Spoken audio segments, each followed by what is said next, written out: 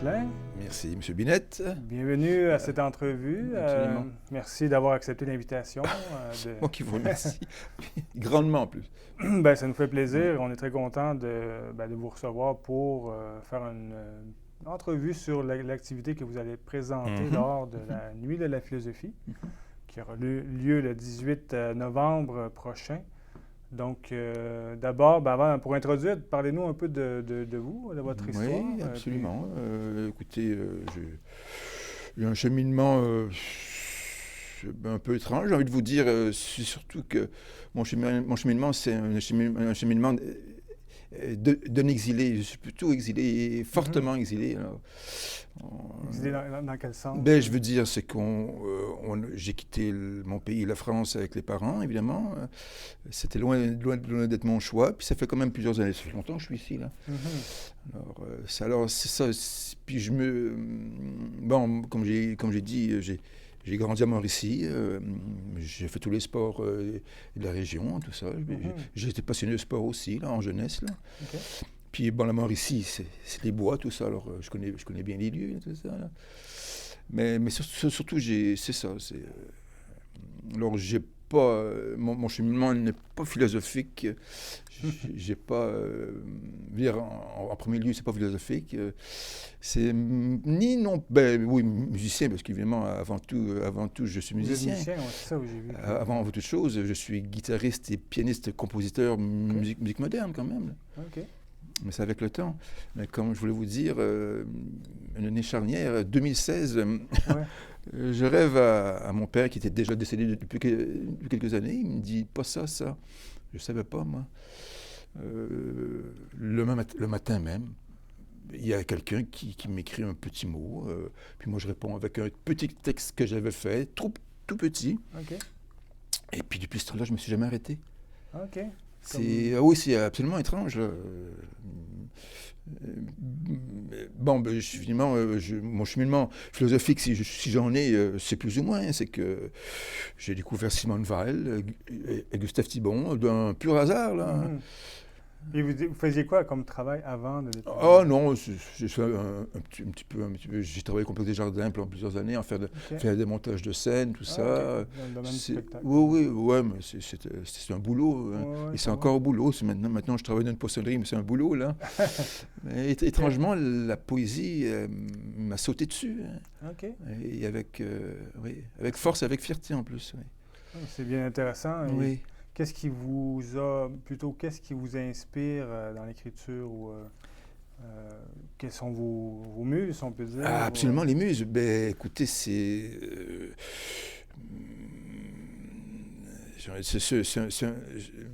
un petit peu gênant de se parler de ça.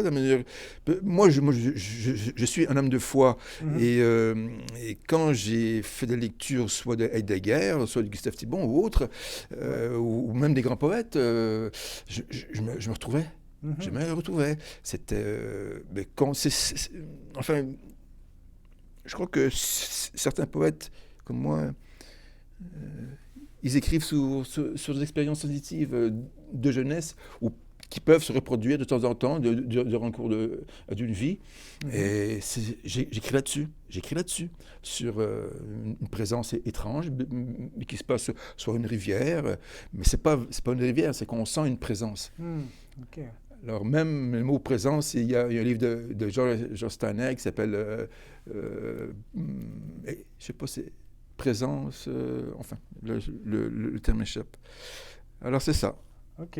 Mais ce qu'on trouve intéressant en philosophie, la manière classique, si on observe tous les anciens, beaucoup d'anciens philosophes, c'était à la fois des architectes, des poètes, des peintres, des ingénieurs, donc ils savaient intégrer un peu de tout, un peu les sphères de la vie. Et la poésie était un des vecteurs de transmission de la connaissance. Là, revenir sur un peu ce qui vous inspire. Oui, c'est ça, oui. Que ce soit la nature, l'environnement. Absolument, même la nourriture, on trouve ça partout. Dans l'écriture, même, oui, on a parlé de muse. L'écriture poétique, il est toujours... l'éros cosmogonique qui rôde autour de nous. Alors, mon écriture, présentement, c'est étrange, mais j'écris sur l'écriture. Mhm. J'écris sur l'écriture poétique et on parlait de muse encore. Je fais aucun effort. C'est que les choses viennent à moi, je les entends. Donc c'est sonore. Et moi, j'appelle ça mon Ouija sonore. Hein. Absolument, absolument. Ben, je comprends, parce qu'on entend des fois d'anciens ou même, je pense à Mozart, qui voyait la musique avant même de l'écrire. Oui, on pense à des anciens sculpteurs qui voient la forme dans la pierre et ils disent, je n'ai fait que dégager la forme qui était déjà là. Et voilà, la absolument, même chose avec absolument. la musique ou la poésie est dans l'air, si on veut. C'est très, très inspirant et ça va se relier à tout ça, en fait. Ça me fait penser, c'est ça, le nom de l'activité que vous appelez Passereau Tzigane. Oui. Qu'est-ce que c'est? Mais on en parle depuis tout à l'heure, mais il se passe une présence, on a une expérience sensitive, ça se passe très vite, c'est comme un éclair. Mm-hmm. Et puis toute notre vie se construit là-dessus. Alors même tous mes titres, regardez, comment retenir un Dieu qui passe, les autres, au Passereau Tzigane, ça relève toute la même expérience, sauf avec des phrases et des couleurs différentes, avec des expressions différentes, mais je parle toujours la même chose. Je parle de cette expérience sensitive-là, où, comme dit l'autre, ça passe dans les sens et ça sort en moisson intellectuelle. Ça se passe comme ça.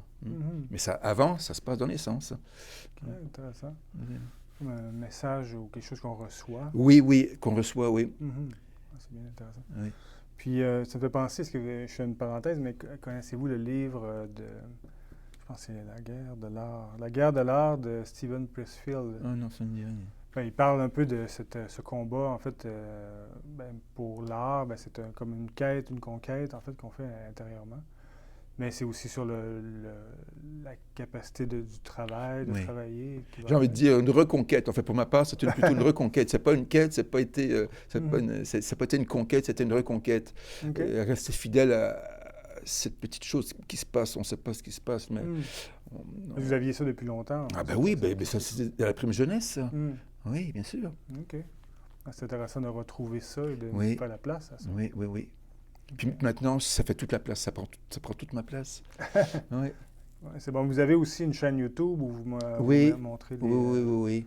Parce qu'on pourrait la partager dans Absolument. le texte. Absolument. Je serais bien content pour ça. Okay. Puis j'ai envie de poursuivre dans cette même direction-là. Mais je trouvais un filon. Puis encore une fois, le filon est venu à moi. J'ai fait aucun effort. C'était, je fais un test. Puis quand je me suis regardé, j'ai dit, Steve, c'est parfait, là, tu n'as rien à faire, là. Okay. La voix est bonne, et puis c'est des musiques sur le Prokofiev ou autre, ça fait longtemps que c'est ici, et puis que je les ai pigés dans ma bibliothèque, là. J'ai dit, bon, on met ça, on fait un test, puis je ne sais pas pourquoi, mais les choses se marient, et je ne fais aucun effort. Conjonction. Absolument. Justement, par rapport à la soirée que vous proposez ici pour la Nuit des Philo, vous allez lire de vos œuvres et accompagné d'une musique. Oui. Est-ce qu'il y aura il y a quelques poèmes que vous allez lire, j'imagine? La plupart de mes lectures, c'est sur mon dernier travail depuis 6-7 mois. Un recueil qui va paraître toujours aux éditions du Petit Véhicule de Nantes. Ça sera mon 5e. Mais c'est sur un nouveau travail qui se fait, comme on l'a dit en ce moment, je ne sais pas pourquoi, mais j'écris sur l'écriture poétique. Alors, je vais devoir expliquer aux gens aussi, même à la caméra, que mon travail, ça se passe comme ça en ce moment. Puis je vais devoir l'expliquer parce que c'est quand même une écriture qui peut paraître un peu en marge, sans le vouloir. Hein, c'est la chimie du verbe. Qui se passe. C'est le mystère. Absolument, le mystère, absolument. Oui. Comme je le dis, je fais aucun effort. Je ne me mets pas à table aujourd'hui, j'écris, moi. Et puis la page blanche, vous ne la connaissez pas pour l'instant? Je la connais énormément. Oui, ça peut se passer pendant 5 mois, 6 mois.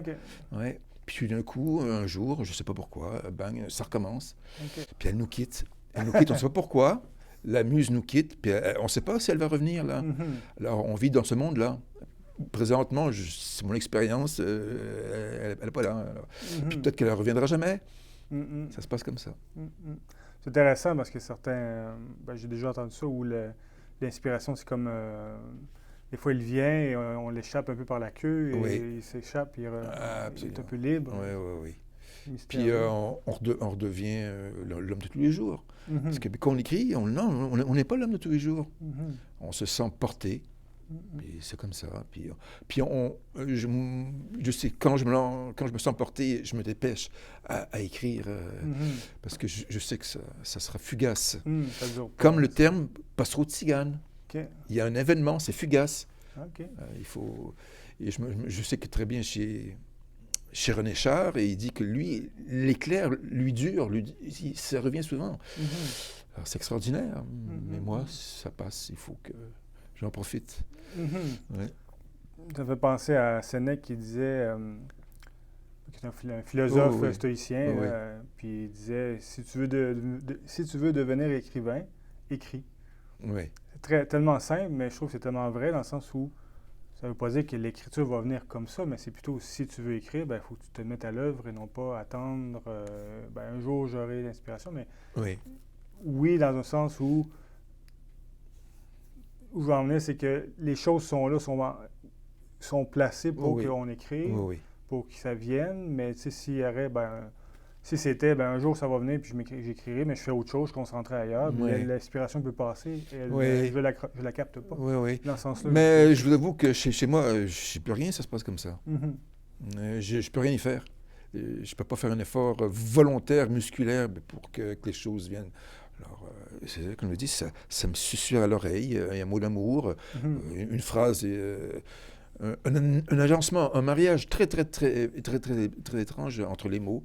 Puis justement, il y a un mariage entre féminin et masculin, ça émerge un troisième.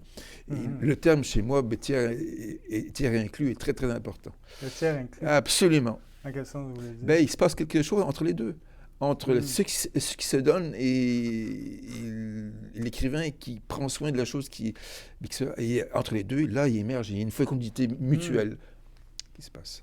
C'est intéressant. C'est comme dans un dialogue philosophique où il y a deux, mais à deux, on est trois. Et voilà. Et voilà. C'est très intéressant. C'est très philosophique aussi. Oui. Mais comme je le dis, quand j'ai vu le message passer, que vous... je me dis, est-ce que je me lance là-dedans? Mais ma nature a toujours été comme ça. Je me suis toujours lancé. On me dit non, on dit oui. Puis avec étonnement, vous m'avez accepté. J'ai dit... Nous, absolument. On trouve vraiment intéressant des initiatives. Oui. Écoutez, en 93, j'ai téléphoné à Gustave Thibon. Gustave Thibon, c'est quand même... Jacques Dufresne dit de lui que c'est la mémoire de l'Occident. Et puis Jacques Dufresne, il m'a dit que c'était chanceux parce qu'il reçoit très peu de gens. Alors sans doute qu'il a entendu ma voix, puis il s'est dit avec un... Oui, alors c'est ça. Okay. C'est moi qui pousse. Je pousse. Okay. Et si je n'avais pas poussé au hasard, j'aurais pas pu... Alors c'est ça. C'est un peu ma personnalité. Je pousse. Ça va nulle part. Et puis, étrangement, ça va quelque part. Ça risque d'être très inspirant. Oui. Je ne sais pas si je vous laisse le mot de la fin, peut-être. Vous allez dire un mot, inviter les gens. Déjà? Oui. Je ne sais pas. Le mot de la fin, tout d'un coup, vous me laissez la chose, je ne sais pas. Non, mais je peux le lire. D'accord. Je peux commencer on invite le public à venir absolument. Le 18 novembre prochain à 21h au 67-68 Saint-Denis. C'est cette salle ici. Donc, on vous invite à venir pour écouter la prose. L'alchimie du verbe. Oui. Ma prose Ouija, oui. Donc, c'est à 19h, à 21h. À 20h jusqu'à 21h, c'est ça, je crois? 21h à 22h. Ah oui? Ouais. OK, d'accord. Il y a une activité, l'autre avant, c'est de 19 à 20h30. Oui. Ensuite, 21h à 22h. Ah, d'accord. Donc, il va falloir que j'écrive ça aux gens qui vont peut-être venir. Qu'est-ce que je voulais dire? Après aussi, je vais l'envoyer à tout le monde. Les participants, on a fait un petit comment je dirais, un petit pas cocktail, mais on va rester ici pour oui, discuter. discuter. Absolument, absolument, ben les oui. invités vont être là, on va jouer un petit Mhm. cocktail, là, si on veut. Mhm. Donc, en tout cas, je vais voir si je mets ça au montage. Donc, voilà, et donc c'est gratuit en plus. Donc, oui. Et la Nuit de la philosophie est pour justement lancer ou nous remettre en contact avec la philosophie sous toutes ses formes, Oui. qui touchent toutes les sphères de l'activité humaine. Mhm. La poésie, la lecture, l'art, la science. Donc, la sagesse peut se trouver de plusieurs façons. Oui. Donc, ben merci. Eh bien, je vous remercie beaucoup. Et on invite les gens à venir, bien sûr. Oui, donc, oui. voilà. Merci.